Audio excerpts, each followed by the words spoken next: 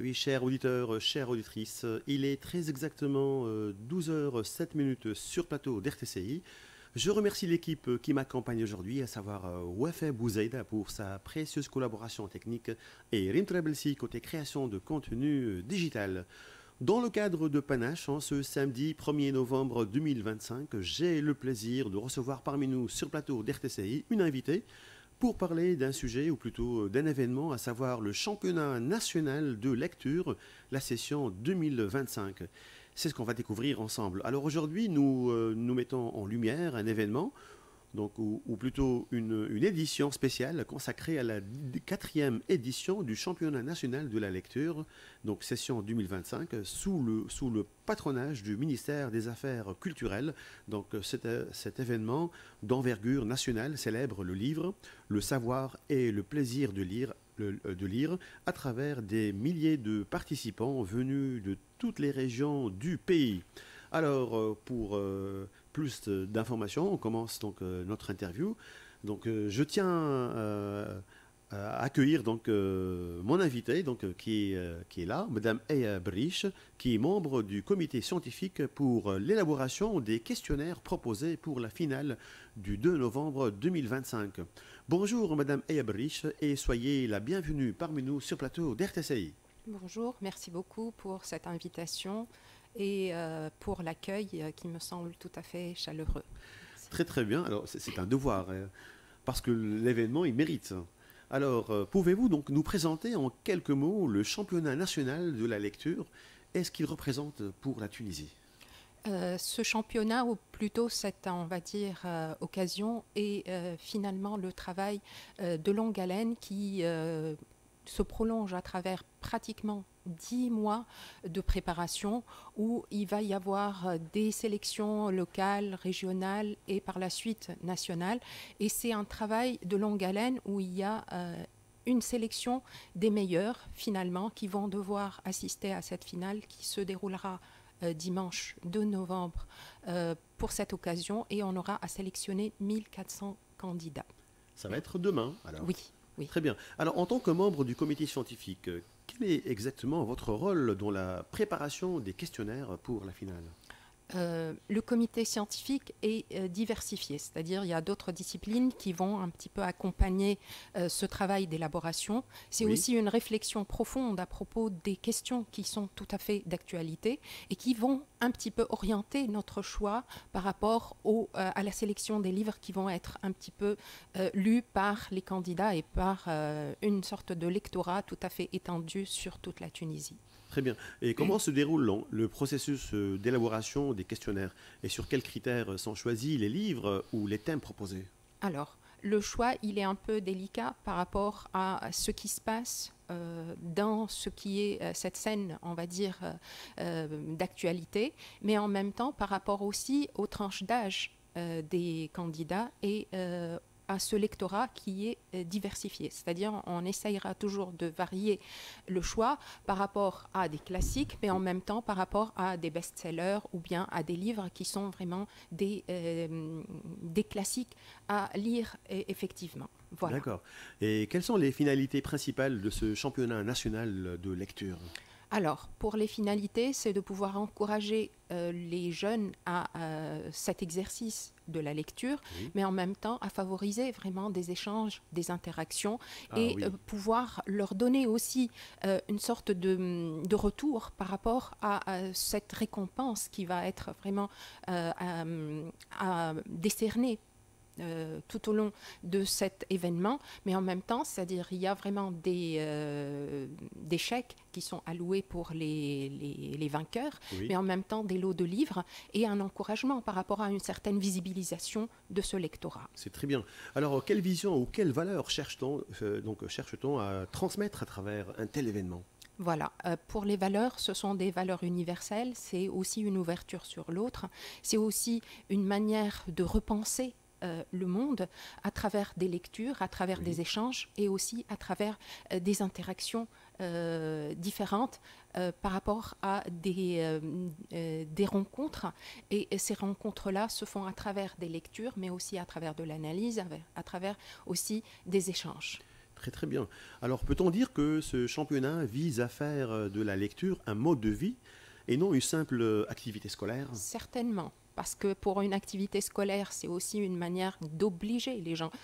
Pour cette, on va dire, occasion, il n'y a pas d'obligation. Il y a vraiment une sorte de volonté d'aller de l'avant et une volonté de découvrir Oui. et de pouvoir défier finalement les étapes pour pouvoir montrer au monde qu'on est capable de lire et d'être tout à fait différent et d'être fier Oui, de lire. absolument. Et donc il faut que ce soit une passion en quelque sorte. Certainement. Très bien. Alors cette quatrième édition réunit plus que 36 000 inscrits et près de 1400 finalistes. À quoi donc attribuez-vous donc un tel succès? Le succès est dû pratiquement à d'autres, on va dire, perspectives qui ont Oui. été faites par le ministère des Affaires culturelles, dans la mesure où il ne suffit pas simplement de remplir un bulletin pour pouvoir un petit peu accéder à cette, on va dire, compétition, mais aussi de pouvoir reconsidérer l'espace de la bibliothèque comme un espace de rencontre avec des écrivains, avec des activités ludiques, et de considérer que c'est un changement de paradigme qui va se faire à travers de nouvelles, on va dire, rencontres, Oui. mais en même temps de nouvelles perspectives. Très bien. Alors la participation d'un Tunisien résidant en Allemagne apporte une touche diasporique à cette édition. Quelle est selon vous la portée symbolique de cette ouverture? Cette portée, elle est vraiment positive dans la mesure où il va y avoir une sorte d'échange et cette, on va dire, initiative de la part des affaires culturelles est une première dans le monde, Oui. ce qui fait qu'on aimerait bien un petit peu étaler ce projet sur d'autres, on va dire, rives et considérer que c'est une part de ce qu'on appelle un multiculturalisme. C'est extraordinaire. Je l'espère. Très bien. Alors, que vous inspire la participation des profils variés, donc militaires, malvoyants, familles entières, enfants et adultes? Alors là, on a vraiment aussi, même dans le cadre carcéral, pardon, aussi des initiatives où les lecteurs sont prêts et parfois on se déplace pour eux pour pouvoir un petit peu administrer les questionnaires. Et ça, c'est quelque chose, c'est une initiative extraordinaire dans Oui. la mesure où la lecture réunit toutes les catégories de personnes et elle essaye un petit peu de gommer les différences. Ça, c'est peut-être bien le credo de cette session. Alors, il paraît qu'il y a une différence entre le lecteur et le liseur. Pouvez-vous nous expliquer donc la différence? Alors, pour cette différence, elle est dans ce qu'on appelle finalement la visée. Oui. De la lecture. Le liseur ne fait que lire, il ne fait que décoder et décrypter. C'est un travail de décodage. D'accord. Par rapport à un lecteur qui est vraiment une sorte de spécialiste, de professionnel de la lecture, parce qu'il est doué et parce qu'il a vraiment une sorte de possibilité d'analyse et de réflexion assez attrayante. Pourquoi? Parce que pour lui, la lecture n'est pas vraiment un espace liminaire. Elle est un espace d'ouverture et de réflexion tout à fait intéressante et originale. D'accord, c'est clair. Alors, comment on peut décrire le parcours des participants entre les sélections locales, régionales et la grande finale? Alors, le parcours, c'est une aventure. Oui, c'est Une sûr, hein. aventure humaine qui est intéressante dans la mesure où parfois il y a vraiment des enfants qui viennent pour la première fois à la capitale et pour eux, c'est-à-dire ce voyage, c'est une première. Oui, Et ce travail se fait, c'est-à-dire dans la mesure où une certaine curiosité s'installe. ça va rester marqué dans la Voilà, ça va les mémoire, hein. marquer. Oui, Pourquoi? Parce qu'ils vont avoir des médailles et en même temps, ils vont assister à des spectacles et ça va vraiment les marquer à vie. et ça va les booster. Voilà, et c'est Oui. mémorable pour eux parce Tout à que fait. c'est tout à fait intéressant et c'est encourageant pour pouvoir aller de l'avant. Oui, c'est super. Alors, quelles qualités ou valeurs distinguent les finalistes de cette année? Alors, la question, peut-être bien, ces finalistes, on a parmi nous des candidates qui ont gagné au niveau de ce qu'on appelle Tahadi al-Qira'a, Oui. et ça permet un petit peu de favoriser finalement une certaine exclusivité, une excellence par rapport aux années précédentes, mais pour le moment, on n'a pas vraiment une idée à propos du profil de ces candidats, donc on pourra vraiment vous transmettre l'information après l'événement. Sinon, y a-t-il une histoire ou un profil de participant qui vous a particulièrement marqué cette année ? Je n'ai pas vraiment d'informations tout à fait importantes à vous fournir. Malheureusement, on n'a pas vraiment... Vous devez revenir alors. Certainement. On va vous inviter à nouveau. Merci. Très bien. Alors, les questions posées touchent-elles donc plutôt à la compréhension, à la culture générale ou à la capacité d'analyse et d'interprétation des textes ? C'est un tout. Puisque le questionnaire va se focaliser sur une sorte de question à choix multiples, mais en même temps, il y a une part de rédaction libre où on invite le candidat à finalement nous donner suite à sa lecture et par la suite à vérifier son degré de compréhension et son esprit d'analyse. D'accord. Alors sinon, y a-t-il des défis qu'on va rencontrer peut-être dans la conception des questionnaires, surtout face à la diversité d'âge et de nouveaux participants ? Certainement. Surtout les niveaux des participants. Voilà, pour les niveaux, il y a 6 catégories et donc dans ces 6 catégories, on ne pose pas la même question de la même manière pour un enfant de 6 ans, pour un adulte. Donc ça va se différencier, mais en même temps, on va être tout à fait capable de gérer les questions en fonction, bien sûr, du candidat qui a finalement lu les ouvrages. Il paraît que le programme de la journée prévoit aussi des animations artistiques et un concert. Oui. Pouvez-vous nous en parler ? Pour cette programmation, ça va être toujours diversifié par rapport à ces instants où on va un petit peu décompresser par rapport à ce stress et par rapport à cette compétition.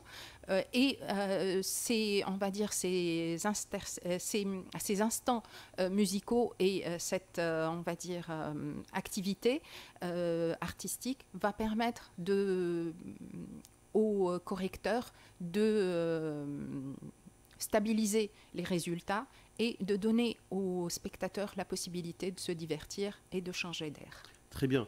Alors, comment la lecture peut-elle dialoguer avec les autres formes d'expression culturelle comme la musique ou le théâtre ? Ça reste toujours universel, rien qu'à voir cette paralittérature, mais en même temps le cinéma, la musique, tout ce qui est en rapport, par exemple, avec les œuvres de grands artistes classiques pour l'opéra, ça s'inspire principalement de la littérature. Et donc là, ce système d'écho est très important pour aussi amener les gens à comprendre qu'il n'y a pas vraiment de barrière entre les arts. Très bien. Alors, quels sont selon vous les grands défis à relever pour que la lecture reste au cœur de la vie des jeunes Tunisiens ? Alors, le premier défi, c'est de considérer qu'on peut lire sur un support numérique comme on peut lire à travers un livre, le format papier. En même temps, c'est de considérer que la lecture est aussi le premier, on va dire, soin et remède contre l'Alzheimer. Donc, les heures de lecture sont indispensable pour chaque individu. Et donc, si on va un petit peu installer cette habitude, ça va devenir quelque chose de tout à fait acceptable et vivable pour une majorité. Alors, pensez-vous que le numérique et les nouvelles technologies peuvent être des alliés dans la promotion de la lecture alors ? Certainement, avec ce qui existe comme application, ce qu'on pourrait avoir comme des outils, ça permet à certains de favoriser cette lecture. Ça peut être, par exemple, mettre le livre à haute voix, une lecture à haute voix, ça permet de faciliter. On peut dialoguer avec des applications pour pouvoir aussi en tirer profit. La recherche de ce qui est les forums permettent aussi de corroborer l'exercice. Et là, pour moi, la question n'est pas le numérique, mais qu'est-ce qu'on fait de ce numérique pour pouvoir favoriser la lecture. Tout à fait. On a remarqué que les Américains préfèrent le format donc, numérique, alors que les Français préfèrent Vers le format papier, exactement. Oui. Qu'en est-il des Tunisiens? Alors, pour les Tunisiens, moi je dirais que nous sommes vraiment sur les deux, les deux hémisphères et que ça peut varier, c'est-à-dire depuis un lecteur jeune jusqu'à un lecteur tout à fait adulte. Oui. Pour la majorité, les adultes préfèrent le papier. Pour les jeunes, pour eux, c'est plus facile d'avoir le livre sur son téléphone ou bien sur une tablette. L'essentiel, il faut lire. Voilà, certainement. Alors, enfin, quel message voulez-vous donc adresser aux jeunes lecteurs et peut-être aux parents à la veille de cette grande finale nationale? Alors, pour le seul message que je vais adresser, c'est de pouvoir vraiment se réjouir de ce moment, de pouvoir profiter, de partager au grand maximum et de considérer que la lecture n'est pas une punition, mais un vrai plaisir pour tous. Très bien dit. Donc, merci. Donc, l'interview touche à sa fin. Merci, Madame Aya Berriche. Merci. Je rappelle que mon invité était Madame Aya Berriche, qui est membre du comité scientifique pour l'élaboration des questionnaires proposés pour la finale du 2 novembre 2025. Madame Aya Berriche, merci pour ce bel échange. C'était vraiment très intéressant, très fascinant. Hein. Merci. Alors, par rapport à ce sujet, par rapport à cet événement, par rapport à cette 4e édition qui aura lieu donc demain, 2 novembre 2025, c'est le championnat national de lecture, la session 2025. Je remercie l'équipe qui m'accompagne aujourd'hui dans Panache. Alors, Madame Wafé Bouzaïda pour sa précieuse collaboration technique et Rim Trablsi côté création de contenu digital. Et côté micro, c'était là Mehdi Kantawi. Alors, chers auditeurs, chères auditrices, on reprend avec la musique dans le cadre de Panache. On écoute une chanson et je retrouve juste après. À tout de suite.